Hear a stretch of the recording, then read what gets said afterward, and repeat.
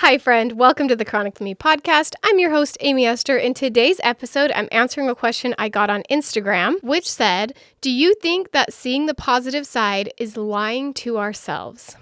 Let's talk about it. If you live chronically ill like me and are looking for more purpose, control, and joy in your life, then you are in the right place. This is the podcast that challenges your thinking around chronic illness so you can live the most amazing life despite extra challenges. Are you ready? Let's go. Hi, friend. Welcome back to the podcast. I realize as I've been editing these that I always say, I'm so excited for this episode, but I just always am. I'm always excited for the podcast. So this one is such an interesting question to me. On Instagram, I often do Q&A. So if you're not following along over there, head over there. Aimee_Esther is my name on Instagram. And I often do Q&As where you can ask me anything. And one of the questions I got last week was, do you think that seeing the positive side is lying to ourselves? I always talk about the power of positive thinking, right? And it's something that many people talk about. And I think it can make a huge difference for us. But can it be toxic?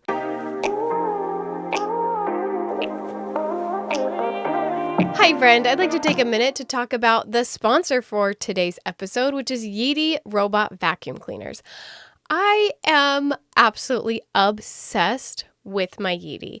It has made my life with chronic illness so much easier. I can't even begin to explain the stress relief and the energy that I have saved by having a robot vacuum in my home.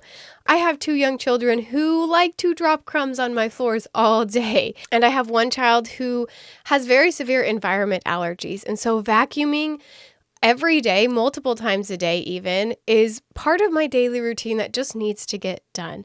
And now that I have a robot vacuum cleaner, it has made my life so much easier. And the YEEDI Vax Max is also a mop. So not only does it vacuum, but it also mops my floors as well. And it has a carpet detection sensor, which smartly identifies your carpet and automatically increases suction on the carpet. The YEEDI maps out your space like a GPS for whole floor coverage without missing any spots. It comes with an app. You can use the app to customize your cleaning and avoid certain areas that you don't want the vacuum to go to.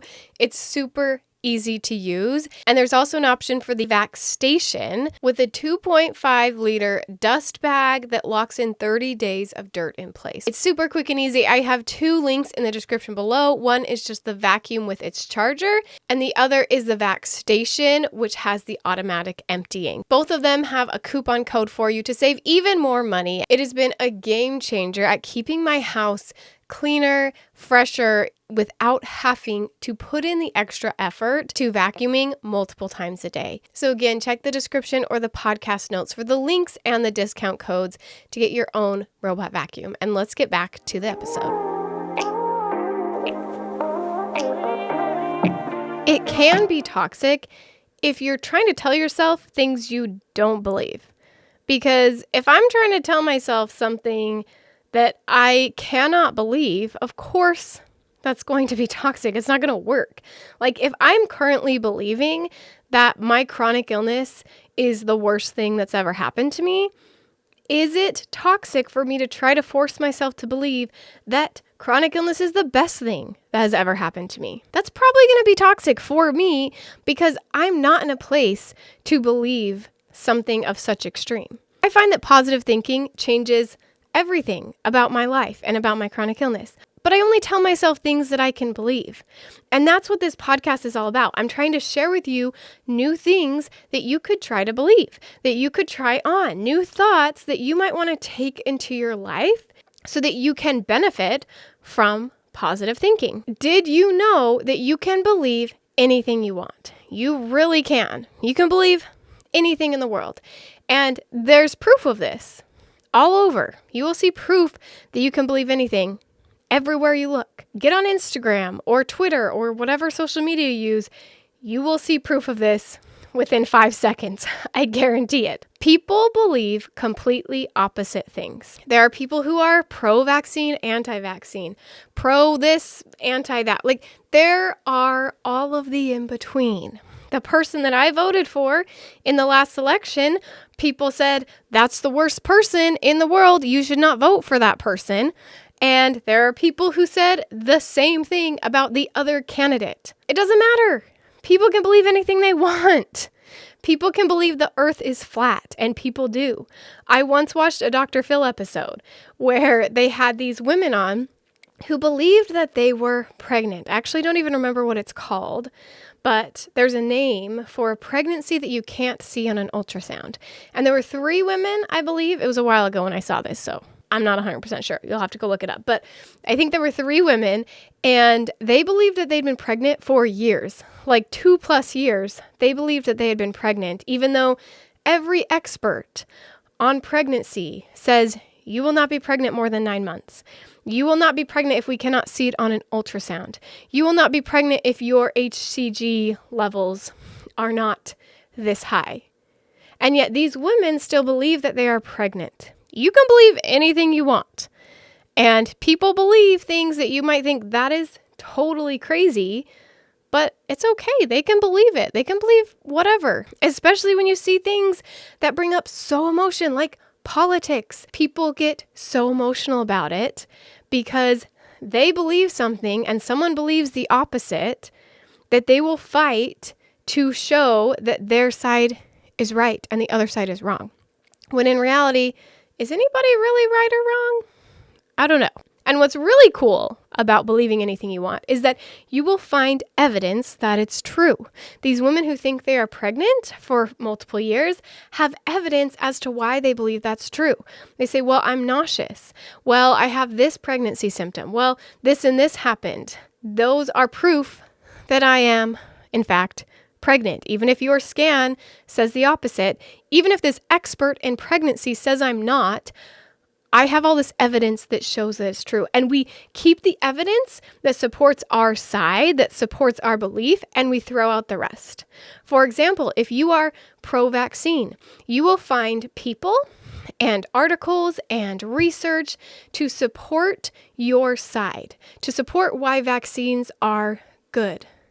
And if you are anti-vaccine, then you will find people and articles and professionals and all the evidence that you want that your side is right, that vaccines are not good. You will find the evidence for that because you will look for it and you will shut out the rest. When we believe something, we don't notice the opposite side. When somebody is pro-vaccine, they shut out the evidence of anti-vaxxers, right? Somebody says, hey, I have this amazing article about why vaccines are not healthy for you and why you shouldn't get this vaccine. And you give it to a pro-vaxxer. Maybe sometimes they might open their mind to it, but most of the time they disregard that information or they find reasons why that information isn't true because they have evidence of the opposite. And this is why we have such polarized things in our country here in the United States and all over the world. We have such polarized views and opinions because we find evidence of what we believe is true and we stick to that. We disregard the rest. I think about it with my religion. There have been people who have come to me and say, Aimee, the Church of Jesus Christ of Latter-day Saints isn't true. It couldn't be true because of this and this and this. Did you hear what this prophet did or what this prophet said? Clearly, that's not true. Clearly, this is crazy. Clearly, the Book of Mormon, which is a book that I believe is true, clearly that's not true because of all this evidence.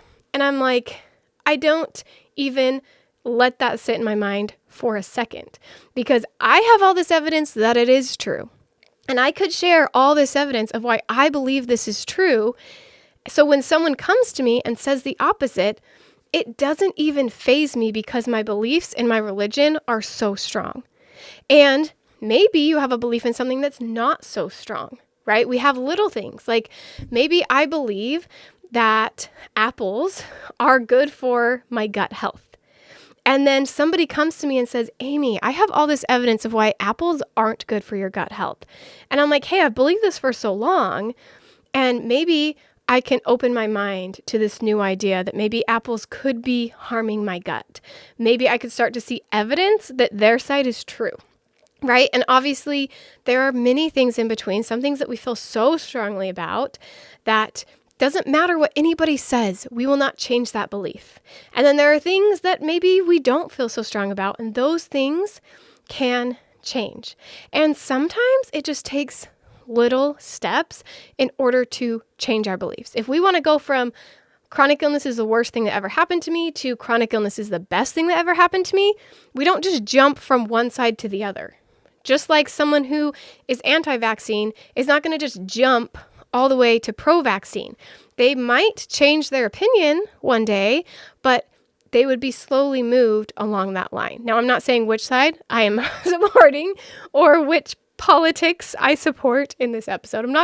It doesn't matter. I'm saying you can believe anything you want. And if you want to change your beliefs, it might take some slow push. I was so anti-homeschooling. I was like, I will never homeschool my kids. That sounds like my worst nightmare. And I've been talking to homeschool moms, and now I have this idea that I don't think I'm going to homeschool my kids, but I'm open to the idea. I see the benefits now, when before I just thought, oh, these kids will be antisocial and it'll be terrible for them. And now I'm seeing this evidence that some people have shown me that, hey, maybe my kids wouldn't be antisocial if they were homeschooled. Maybe it would actually be fun for me and my kids. Maybe there's these other things. Even if I still am at the decision right now that I'm going to put my kids in school, I am opening my mind to something that I used to believe strongly against. And it takes small steps for things that we have very strong opinions on and very strong beliefs for. And certain things, for example, my religion, I just don't ever want to change my opinion on that. I like everything about it, so I'm not looking to push myself to the other side. I'm going to keep myself over there. But we get to choose everything that we believe. So if you want to believe differently about your chronic illness, did you know that you can? If you want to think more positive about your chronic illness without it being toxic, did you know that you can? Now, I want you to know that there is a difference between facts and thoughts. Oftentimes, we confuse the two. We think that our thoughts are the truth, that they are the facts. For example, something that many people, including myself in the past, think or have thought is true is chronic illness is hard. That is not a truth. That is not a fact. That is a thought. And it's not true, which means if it's a thought, you can change it. The fact is you have X, Y, and Z symptom. The fact is you have this diagnosis. The fact is you don't have a diagnosis, right? Those are the facts, but then we have thoughts about it. We have this diagnosis, we have these symptoms, and then we have thoughts about it. Like, I shouldn't feel that way. That's a thought. That's not true. There is so much power in noticing what is actually true and what we are actually bringing on with our own brains. Because anything that we bring on with our own brains, we get to change. It's true. We can change anything we want. For example, when I was first trying to get a diagnosis, I was diagnosed with fibromyalgia and I didn't feel right about it. I didn't feel like it was my full story. I felt like the doctors were missing something. I felt incomplete. And my thought was, maybe I have fibromyalgia, but I know that's not the whole story. And I believed that so firmly that I kept searching and I kept finding evidence that what I believed was true. And then years later, I got a diagnosis of POTS, postural orthostatic tachycardia syndrome, which explained more of my symptoms that fibromyalgia did not explain. Now, I still to this day believe that I have fibromyalgia, but I believe that it wasn't my whole story. And because of that, I found evidence that it was true. Thinking positive about your symptoms is not a lie unless you decide it's a lie. Like me, I could believe that fibromyalgia was my whole story, but I felt like it was a lie to believe that when my doctors didn't. My doctors thought that was the truth. It's only a lie if you decide it's a lie. It's only toxic if you decide it's toxic. You can actually go from one extreme to the other. You can go from anti-vaccine to pro-vaccine in one day. You can do it. People have done it. You can go from chronic illness is the worst thing that has ever happened to me to chronic illness is the best thing that ever happened to me in one day. I'm just saying most people have a hard time getting there. Most people would probably say that would be toxic for them. Like it would feel like they are lying to themselves, like they are trying to force something. But it's possible that you could listen to this podcast and hear something that is evidence that your chronic illness is the best thing that ever happened to you. And immediately you start to feel that way. It's all about our thoughts. It's all about where our thoughts are and where they're coming from. Usually, if I want to change my thought from an extreme to another extreme, or from an extreme to more neutral, like from chronic illness is the worst thing that ever happened to me to chronic illness is here in my life and there's some good things about it and some bad things about it. If I want to do that, it might take me some steps. I might have to work myself up to that. Did you know that it's possible to believe that chronic illness is fun? Did you know that's possible? Because it is an option. Did you know you can find evidence that chronic illness is fun? I can give you some right now. Chronic illness is fun because it's a mystery. It's a puzzle that we get to figure out, how our body is working and why it does the thing it does. I think it's so fun to figure out why I feel the symptoms that I do. What is happening in my body? What are the nerves doing that are sending those pain signals to my brain? What is happening there? That's fun and interesting to me, to go down this mystery of chronic illness and this puzzle that nobody has really figured out. Many doctors have figured out some things, but I don't think anybody has figured out everything about every chronic illness. It's a mystery and it's fun. More evidence that chronic illness is fun. It helps me be creative. I have to be so creative about what I do with my kids and what I don't do with my kids and how I keep them entertained while not being able to do what all the other moms do. I get to be creative with my food if I'm on a diet. It's so fun to be on a diet for my chronic illness because I get to try out new recipes. I get to try new foods. I get to challenge myself by eliminating some foods. It's fun because I have something unique about me that I get to talk about, that I get to share, that other people don't have. And even people with chronic illness, other chronic illnesses, it's so fun to talk about the differences and how we all have our own unique situation. Some of us have certain symptoms more severe and certain symptoms are less severe. Everybody's different and it's so fun to talk about. I obviously love talking about it. That's why I have a YouTube channel and a podcast because it's fun to talk about and it's unique about me. And I love having something that's unique to me, that when someone says, tell us something we don't know about you, it's, oh, I have multiple chronic illnesses. More evidence chronic illness is fun is I get an excuse for anything I don't want to do. Anytime I don't want to go to a party or an event or whatever, I always have a really good excuse. That is fun. So you can find evidence of anything you want to believe. If you want to believe chronic illness is fun, there is evidence that you can find. The problem is when you believe chronic illness is hard, you latch on to that evidence. Like I talked about with my religion, when people bring me this evidence of why my religion isn't true, I don't even give it a second chance. I disregard it. When I give you this evidence of why chronic illness is fun, you might be disregarding that and rolling your eyes and thinking, Aimee is ridiculous. This is not fun. Those things she just said, not fun. But if you believed that chronic illness was fun, you would disregard the parts about it being hard. It's true. Whatever you believe, you will find evidence that it is true, and you will disregard things that are the opposite. I'm going to use this example of going from chronic illness is hard to chronic illness is fun. Now, I'm not saying you should think that or that's the right way to think. You get to choose what's right and wrong for you, what's toxic and what's helpful to you. But I just want to show you that anything is possible. Anything you want to believe is possible. So let's say right now you believe chronic illness is hard and you cannot accept any of the evidence that chronic illness is fun. What we'd want to do if we truly want to believe that is take steps to get there. So we might start by trying to find evidence that chronic illness might not be hard.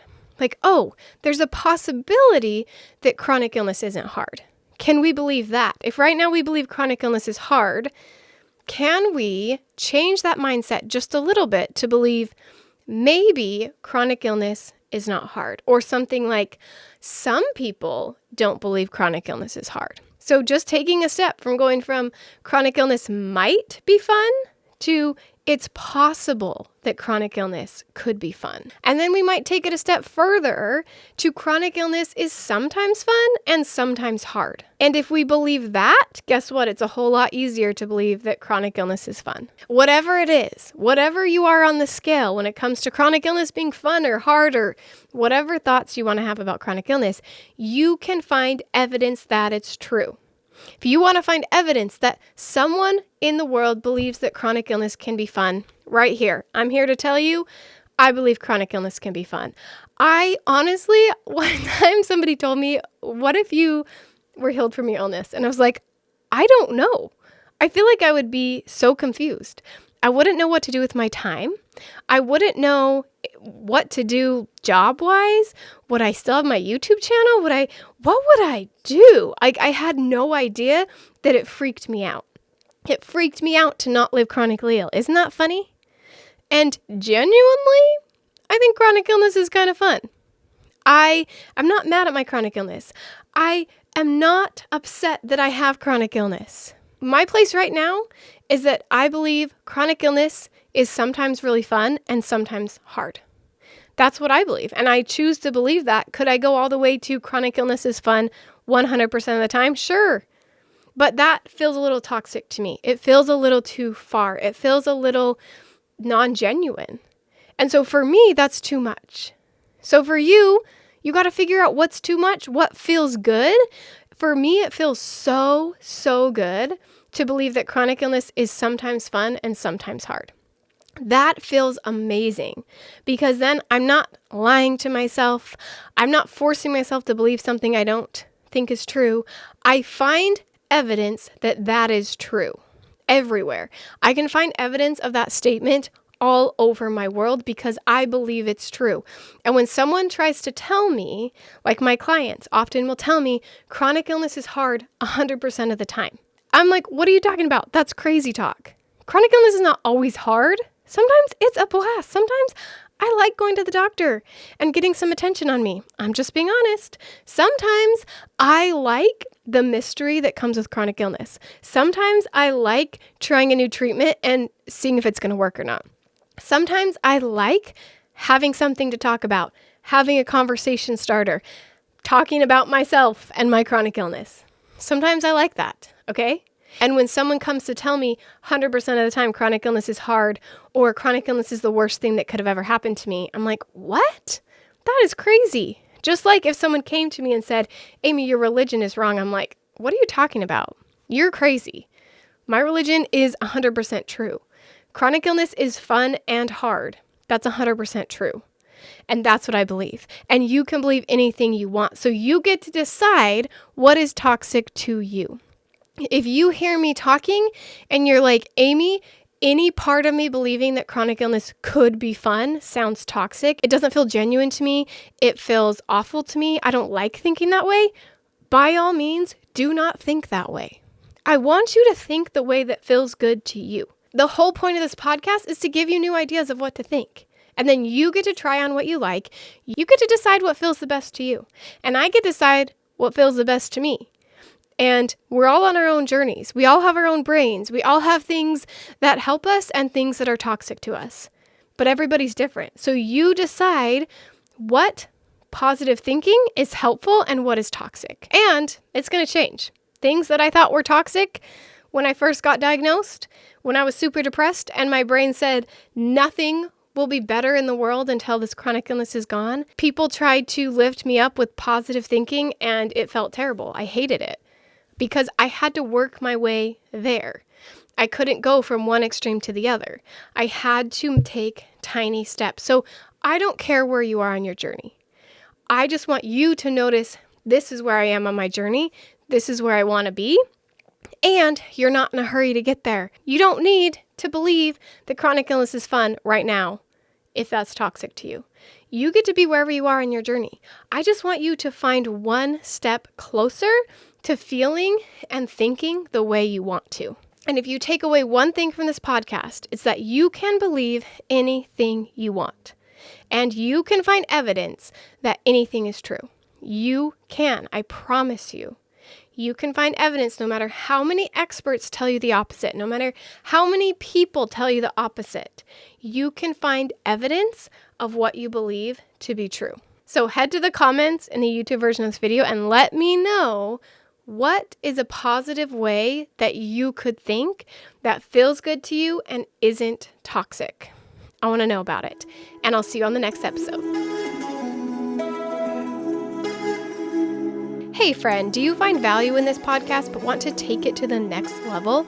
Work with me one-on-one or check out Chronically Me, the course and workbook. This course takes the things you are learning on the podcast and helps you apply them directly to your life. This course dives deeper into changing your thinking, teaching you how the brain works and how to maximize your life with chronic illness. I designed this course as a companion to the podcast. The podcast gives specific, real-world examples, and the course helps you put them into action. If you want personalized one-on-one help from me, I got you. I also offer individual coaching programs where we can talk about the problems you are facing. I'll help you manage your brain and find solutions to nearly every problem that you have. We will walk hand in hand on this journey together. Check the show notes or the video description on YouTube for more information on getting extra help from me. Talk to you soon.